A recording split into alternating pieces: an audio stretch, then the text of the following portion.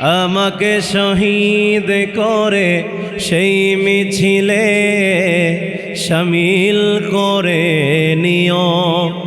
যেই মিছিলের নেতা আমির হামজা, খোবায়েব খাব্বাব খোদার ছিল যারা অতি প্রিয়, শামিল করে নিও। পড়েন, আমাকে শহীদ করে সেই মিছিলে শামিল করে নিও।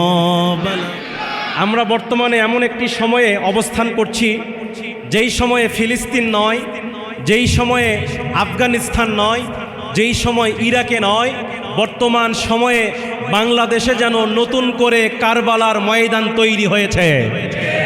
বর্তমান সময়ে যেমন গাজাতে মুসলমানদেরকে যেভাবে ইসরায়েলেরা অপশক্তি চালিয়ে